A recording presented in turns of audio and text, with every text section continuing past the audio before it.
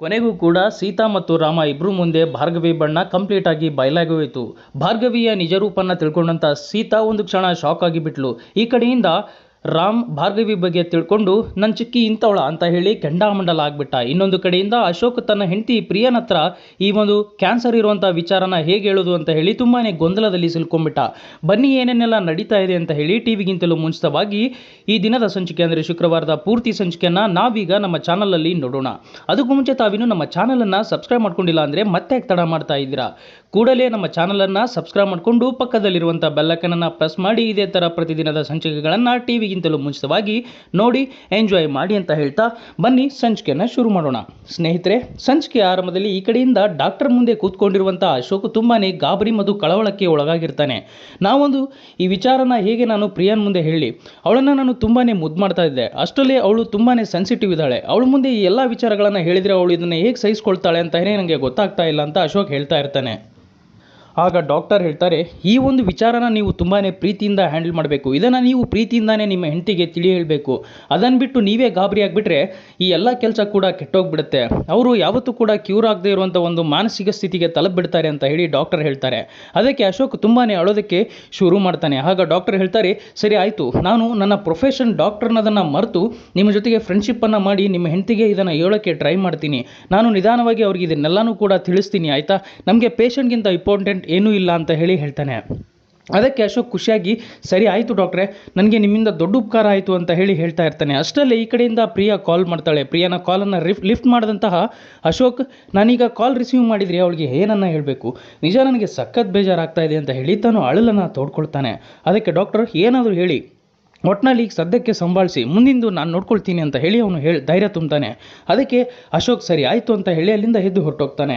ಇದೆಲ್ಲ ಒಂದು ಕಡೆ ನಡೀತಾ ಇದ್ರೆ ಸ್ನೇಹಿತರೆ, ಇನ್ನೊಂದು ಕಡೆಯಿಂದ ಪುಟಾಣಿ ಮಗು ಸಿಹಿಗೆ ಟ್ರೀಟ್ ಮಾಡ್ತಾ ಇದ್ದಂತಹ ಡಾಕ್ಟರ್, ಐಸೋಲೇಷನ್ಸ್ ಎಲ್ಲ ಕೊಡ್ತಾ ಇರುವಂಥ ಡಾಕ್ಟರ್ ಫೋನ್ ಮಾಡ್ತಾರೆ. ಮಾಡಿ, ಸಿಹಿ ನಾನು ಮಾತಾಡ್ತಾ ಇದ್ದೀನಿ ಪುಟ್ಟ, ನಿಮ್ಮ ಡಾಕ್ಟರ್ ಶ್ಯಾಮ್ ಅಂತ ಹೇಳಿ ಹೇಳ್ತಾನೆ. ಇದರಿಂದ ಸಿಹಿ ತುಂಬಾ ಖುಷಿಯಾಗಿ ಅವನ ಹತ್ರ ಮಾತಾಡ್ತಾ ಇರಬೇಕಾದ್ರೆ ಅಲ್ಲಿಗೆ ಬಂದಂಥ ರಾಮ್, ಶ್ಯಾಮ್ ಕಾಲ್ ಮಾಡಿದ್ದಾನ ಅಂತ ಹೇಳಿ ಖುಷಿ ಪಡ್ತಾನೆ.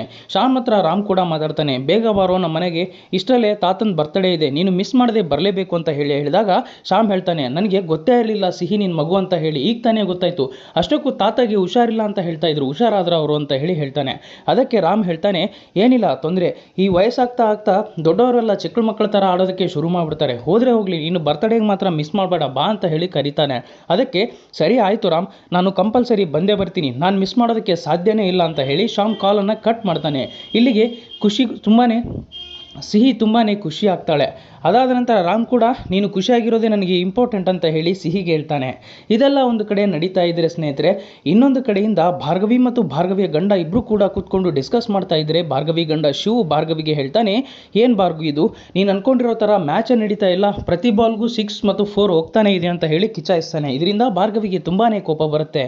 ನೀನು ನೋಡ್ತಾ ಇರು ನನ್ನ ಗೇಮ್ ಹೆಂಗೆ ಚೇಂಜ್ ಮಾಡ್ತೀನಿ ಅಂತ ಹೇಳಿ, ಬರ್ತಡೇ ಒಂದು ಬರಲಿ, ಬರ್ತಡೇ ದಿನ ದೊಡ್ಡ ಬಾಂಬೆ ಸಿಡಿಸ್ತೀನಿ ಅಂತ ಹೇಳಿ ಹೇಳ್ತಾಳೆ. ಏನು ಸಿಡಿಸ್ತೀಯ ಬಾಂಬು, ಬರ್ತಡೇ ದಿನ ಅಂಥದ್ದೇನು ಮಾಡಿಬಿಡ್ತೀಯ ನೀನು ಅಂತ ಹೇಳಿ ಗೇಲಿ ಮಾಡ್ತಾನೆ ಶಿವು. ಅದಕ್ಕೆ ನಾನು ಆಲ್ರೆಡಿ ರೆಡಿ ಮಾಡಿರೋಂಥ ಬಾಂಬ್ ನಿನಗೆ ಗೊತ್ತಿಲ್ಲ, ಅದು ಸಿಡಿಯುತ್ತೆ, ಅದನ್ನು ನೋಡೋದಕ್ಕೆ ನೀನು ರೆಡಿಯಾಗಿರೋ ಅಂತ ಹೇಳಿ ಭಾರ್ಗವಿ ಹೇಳ್ತಾಳೆ. ಇದರಿಂದ ಶಿವು ಏನಿರ್ಬೋದು ಅಂತ ಹೇಳಿ ತುಂಬ ಯೋಚನೆ ಮಾಡೋದಕ್ಕೆ ಮುಂದಾಗ್ತಾನೆ. ಇದೆಲ್ಲ ಒಂದು ಕಡೆ ನಡೀತಾ ಇದ್ರೆ ಸ್ನೇಹಿತರೆ, ಇನ್ನೊಂದು ಕಡೆ ಡಾಕ್ಟರ್ನ ಮೀಟ್ ಮಾಡಿ ಮನೆಗೆ ಹೋಗ್ತಾ ಇರುವಂಥ ಅಶೋಕ್ ದಾರಿಲಿ ತುಂಬಾ ಯೋಚನೆ ಮಾಡ್ತಾ ಇರ್ತಾನೆ, ಈ ವಿಚಾರನ ನಾನು ಪ್ರಿಯನಿಗೆ ಹೇಗೆ ಹೇಳಿ ಅಂತ ಹೇಳಿ.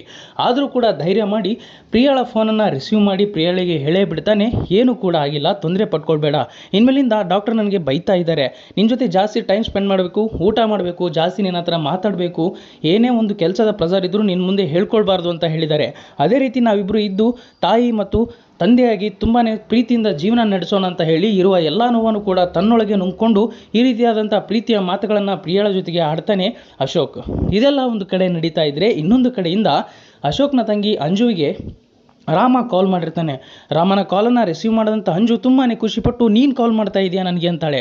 ಹೌದು, ನಾನೇ ಮಾಡಿರೋದು, ನನಗೆ ನಿನ್ನಿಂದ ಒಂದು ಕೆಲಸ ಆಗಬೇಕು, ಇದು ನಿನ್ನ ಪ್ರೀತಿಯ ಪರೀಕ್ಷೆ, ಈ ಒಂದು ಕೆಲಸನ ನೀನು ನನಗೆ ಮಾಡಿಕೊಟ್ರೆ ನೀನು ನನ್ನ ಪ್ರೀತಿಲಿ ಗೆದ್ದೆ ಅಂತಾನೆ ಅರ್ಥ ಅಂತ ಹೇಳ್ತಾನೆ. ಅದಕ್ಕೆ ತುಂಬಾ ಎಕ್ಸೈಟ್ ಆದಂಥ ಅಂಜು, ಏನು ಮಾಡಬೇಕು ಹೇಳು, ನಾನು ಅದನ್ನು ಮಾಡ್ತೀನಿ ಅಂತ ಹೇಳ್ತಾಳೆ. ಅದಕ್ಕೆ ಸರಿ, ನಾನೊಂದು ಕೆಲಸನ ಒಪ್ಪಿಸ್ತೀನಿ, ಒಂದು ಅನಾಥಾಶ್ರಮದಲ್ಲಿ ಸೀತಾ ಇದ್ಲಲ್ವ, ಅಲ್ಲಿಂದ ಕೆಲವೊಬ್ಬರಿಗೆ ಲೆಟರನ್ನು ಬರಿತಾ ಇದ್ಲು, ಅದು ಯಾರಿಗೆ ಬರಿತಾ ಇದ್ಲು ಮತ್ತು ಆ ಲೆಟರ್ಗಳು ನನಗೆ ಬೇಕು, ಈ ಕೆಲಸ ನಿನ್ನಿಂದ ಮಾತ್ರ ಸಾಧ್ಯ, ಮಾಡಿದ್ದೆ ಅದನ್ನು ನೀನು ನನಗೆ ಮಾಡಿಕೊಡು ಅಂತ ಹೇಳಿ ಹೇಳ್ತಾನೆ. ಅದಕ್ಕೆ ಅಂಜು ತುಂಬಾ ಕ್ವಶನ್ಸನ್ನು ಕೇಳ್ತಾಳೆ. ಯಾಕೆ ನೀನು ಆ ಲೆಟರ್ನ ಕೇಳ್ತಾ ಇದೀಯಾ? ಸೀತಾ ಅದಕ್ಕೆ ಅಲ್ಲಿದ್ದು ಲೆಟರ್ನ ಬರೆಯೋದಕ್ಕೂ ನಿನಗೂ ಏನು ಸಂಬಂಧ ಅಂತ ಹೇಳಿ ಹೇಳ್ತಾಳೆ. ನಿನಗದೆಲ್ಲ ಬೇಕಾಗಿಲ್ಲ, ಈ ಕೆಲಸನ ಮಾಡ್ಕೊಡ್ತೀಯಾ ಇಲ್ವಾ ಹೇಳು ಅಂತ ಹೇಳಿದಾಗ ಅಂಜು ತುಂಬಾ ಕೋಪದಿಂದ ಈ ಕೆಲಸ ನನ್ನಿಂದ ಸಾಧ್ಯ ಇಲ್ಲ ಅಂತ ಹೇಳಿ ಫೋನನ್ನು ಕಟ್ ಮಾಡಿಬಿಡ್ತಾಳೆ. ಇದರಿಂದ ರಾಮನಿಗೆ ತುಂಬಾ ಕೋಪ ಬಂದು ಇವಳನ್ನು ಬೆಣ್ಣೆ ಅನ್ಕೊಂಡಿದ್ದೆ, ಆದರೆ ಇವಳು ದೊಡ್ಡ ರಬ್ಬರ್ ಬ್ಯಾಂಡು, ಇವಳನ್ನು ಸಂಭಾಳಿಸೋದಕ್ಕೆ ಆಗೋದೇ ಇಲ್ಲ ಅಂತ ಹೇಳಿ ತುಂಬಾ ಕೋಪ ವ್ಯಕ್ತಪಡಿಸ್ತಾನೆ. ಇದೆಲ್ಲ ಒಂದು ಕಡೆ ನಡೀತಾ ಇದ್ದರೆ ಸ್ನೇಹಿತರೆ, ಇನ್ನೊಂದು ಕಡೆಯಿಂದ ಮನೆಯಲ್ಲಿ ರಾಮ್ ಮತ್ತು ಸೀತಾ ಇಬ್ಬರು ಕೂಡ ಮಾತಾಡ್ಕೊಳ್ತಾ ಕೂತ್ಕೊಂಡಿರ್ಬೇಕಾದ್ರೆ ಅಲ್ಲಿಗೆ ಸಿಹಿ ಒಂದು ಡ್ರಾಯಿಂಗನ್ನು ಮಾಡ್ಕೊಂಡು ಬರ್ತಾಳೆ. ಅದರಲ್ಲಿ ತನ್ನನ್ನು ಮತ್ತು ತನ್ನ ತಮ್ಮನನ್ನು ಡ್ರಾಯಿಂಗ್ ಮಾಡಿ ತೊಗೊಂಡು ಬಂದಿರ್ತಾಳೆ. ಅದನ್ನು ನೋಡಿದಂಥ ರಾಮ್ಗೆ ಕೋಪ ಬಂದು, ಏನು ಸಿಹಿ ಪುಟ್ಟ, ನಿನಗೆ ಒಂದು ಸಾರಿ ಹೇಳಿದರೆ ಅರ್ಥ ಆಗೋದಿಲ್ವಾ? ಯಾಕೆ ಈ ರೀತಿ ಹಠ ಮಾಡ್ತಾ ಇದೆಯಾ? ನನಗೆ ನೀನು ಒಬ್ಬಳೇ ಸಾಕು, ನಿನ್ನ ಮೇಲೆ ಇರುವಂಥ ಪ್ರೀತಿನ ನಾನು ಬೇರೆ ಯಾರ ಜೊತೆನೂ ಹಂಚ್ಕೊಳ್ಳೋದಕ್ಕೆ ಇಷ್ಟಪಡೋದಿಲ್ಲ ಅಂತ ಹೇಳಿ ಹೇಳ್ತಾನೆ. ಅದಕ್ಕೆ ಸಿಹಿ ಹೇಳ್ತಾಳೆ, ಇಲ್ಲ ಇಲ್ಲ, ನನಗೆ ಮಗು ಬೇಕು ಅಂದರೆ ಬೇಕೇ ಬೇಕು ಅಂತ ಹೇಳಿ ಹಠ ಮಾಡ್ತಾಳೆ. ಆಗ ಸೀತಾ ಹೇಳ್ತಾಳೆ, ಅದೇನು ಅಂಗಡಿಲಿ ಸಿಗುವಂಥ ವಸ್ತುನ ಅದನ್ನು ನಾವು ಮಾಡ್ಕೊಳ್ಬೇಕು ಅಂತ ಹೇಳಿ ಹೇಳ್ತಾಳೆ. ಅದಕ್ಕೆ ಸಿಹಿ, ಅದನ್ನೇ ಮಾಡ್ಕೊಳ್ಳಿ, ಯಾಕೆ ಈ ರೀತಿ ಆಡ್ತಾ ಇದ್ದೀರಾ ನೀವು ಹೇಳಿದ್ರಂತ ನಾನು ಬೋರ್ಡಿಂಗ್ ಸ್ಕೂಲ್ಗೆ ಹೋಗಿದ್ದೀನಿ, ಆದರೆ ನೀವು ನನಗೋಸ್ಕರ ಒಂದು ತಮ್ಮನನ್ನು ಕೊಡೋದಕ್ಕೆ ಆಗೋದಿಲ್ವಾ ಅಂತ ಹೇಳಿ ಹೇಳ್ತಾಳೆ. ಇದರಿಂದ ಒಂದು ಕ್ಷಣ ಗಾಬರಿಯಾದಂಥ ರಾಮ್, ಏನು ನೀನು ನಾವು ಹೇಳಿದ್ವಿ ಅಂತ ಹೋದಾ, ನಾವ್ಯಾವಾಗ ಹೇಳಿದ್ವಿ ಅಂತ ಹೇಳಿ ಕೇಳ್ತಾಳೆ. ಆಗ ಸೀತಾ ಹೇಳ್ತಾಳೆ, ಸಿಹಿ ಹೇಳ್ತಾಳೆ ಸೀತಾಳಿಗೆ, ನನಗೆ ಆ ಬಡ್ಡಿ ಬಂಗಾರಮ್ಮ ಹೇಳಿದ್ದು, ನೀನು ಇಲ್ಲಿಂದ ಬೋರ್ಡಿಂಗ್ ಸ್ಕೂಲ್ಗೆ ಹೋದರೆ ನಿಮ್ಮ ಅಪ್ಪ ಅಮ್ಮ ಇಬ್ಬರು ಕೂಡ ಖುಷಿಯಾಗಿರ್ತಾರೆ, ಅವರು ಯಾವತ್ತೂ ಕೂಡ ಒಳ್ಳೆ ಬಾಂಧವ್ಯದಿಂದ ಇರ್ತಾರೆ, ಬರೀ ನಿನ್ನನ್ನು ನೋಡ್ಕೊಳ್ಳೋದೇ ಅವರಿಗೆ ಕೆಲಸ, ಆದರೆ ಅವ್ರು ಯಾವಾಗ ಪ್ರೀತಿ ಮಾಡಬೇಕು ಅಂತ ಹೇಳಿ ಹೇಳಿದ್ಲು, ಅದಕ್ಕೋಸ್ಕರ ನಾನು ಓದೆ ಅಂತ ಹೇಳಿ ಹೇಳ್ತಾರೆ. ಇದರಿಂದ ತುಂಬಾ ಕೋಪಗೊಂಡಂತಹ ರಾಮ್, ಯಾಕೆ ಈ ರೀತಿ ಹೇಳಿದ್ಲು ಅಮ್ಮ ಇವಳಿಗೆ ಅಂತ ಹೇಳಿ ತುಂಬಾ ಕೋಪದಿಂದ ಯೋಚನೆ ಮಾಡ್ತಾ ಹೊರಗಡೆ ಎದ್ದು ಬರ್ತಾನೆ. ಆಗ ಸೀತಾ ಕೂಡ, ರಾಮ್ ಎಲ್ಲಿಗೂ ಹೋಗಬೇಡ, ಏನು ಕೇಳಬೇಡ, ಸುಮ್ಮನಿರು ಅಂತ ಹೇಳಿ ಸಮಾಧಾನ ಮಾಡೋದಕ್ಕೆ ಎಷ್ಟೇ ಪ್ರಯತ್ನ ಪಟ್ಟರೂ ಕೂಡ ಅವನು ಸಮಾಧಾನ ಆಗೋದೇ ಇಲ್ಲ. ಇದೆಲ್ಲ ಒಂದು ಕಡೆ ನಡೀತಾ ಇದ್ರೆ, ಇನ್ನೊಂದು ಕಡೆಯಿಂದ ಮನೆಗೆ ಬಂದಂಥ ಅಶೋಕ್ ಏನು ಮಾಡಲಿ, ಮನೆಯವ್ರಿಗೆಲ್ಲ ಏನು ಹೇಳಿ ಅಂತ ಹೇಳಿ ಯೋಚನೆ ಮಾಡ್ತಾ ಇದ್ರೆ, ಅದನ್ನೇ ಯೋಚನೆ ಮಾಡ್ತಾ ಬಾಗಿಲ ಹೊಸ್ತಿಲಲ್ಲೇ ಕೂತ್ಕೊಂಡಿರ್ತಾನೆ. ಆಗ ಅಲ್ಲಿಗೆ ಬಂದಂಥ ಅಶೋಕ್ನ ಅತ್ತೆ, ಏನಾಯ್ತಪ್ಪ ಹಾಸ್ಪಿಟ್ಲಿಗೆ ಹೋಗಿದ್ದಲ್ಲ, ಏನಂದ್ರು ಅಂತ ಹೇಳಿ ವಿಚಾರಿಸ್ಕೊಳ್ತಾಳೆ. ಆಗ ಏನಿಲ್ಲ ಅತ್ತೆ, ಏನೂ ಆಗಿಲ್ಲ ಅಂತ ಹೇಳಿ ಹೇಳ್ತಾನೆ. ಏನಾಗಿದೆ ಹೇಳಪ್ಪ ಪ್ಲೀಸ್ ಅಂತ ಹೇಳಿ ಬೇಡ್ಕೊಂಡಾಗ, ಪ್ಲೀಸ್ ನನ್ನನ್ನು ಇವತ್ತು ಬಿಟ್ಬಿಡಿ, ನಿಮ್ಮ ಎಲ್ಲ ಪ್ರಶ್ನೆಗಳಿಗೆ ಉತ್ತರನ ನಾನು ನಾಳೆ ಹೇಳ್ತೀನಿ ಅಂತ ಹೇಳಿ ಅಶೋಕ್ ಹೇಳ್ತಾನೆ. ಇದರಿಂದ ಅವರ ಅತ್ತೆ ಇನ್ನಷ್ಟು ಕಳವಳಗೊಂಡು ಅಂಜು ಹತ್ರ ಹೋಗಿ, ಏನಾಗಿದೆ, ಏನೂ ಆಗದೆ ಇರಲಪ್ಪ ದೇವ್ರೆ ಅಂತ ಹೇಳಿ ಬೇಡ್ಕೊಳ್ತಾಳೆ. ಏನೂ ಆಗಿಲ್ಲ, ಹಾಗೇನಾದರೂ ಆಗಿದ್ರೆ ಅಣ್ಣ ನಮ್ಮ ಹತ್ರ ಹೇಳ್ಕೊಳ್ತಾ ಇರಲಿಲ್ವಾ, ಹೇಳ್ಕೊಳ್ತಾ ಇದ್ದ, ಯಾಕೆ ಟೆನ್ಷನ್ ಮಾಡ್ಕೊಳ್ತೀರಾ, ಬಿಡಿ ಅಮ್ಮ ಅಂತ ಹೇಳಿ ಸಮಾಧಾನ ಪಡಿಸ್ತಾಳೆ.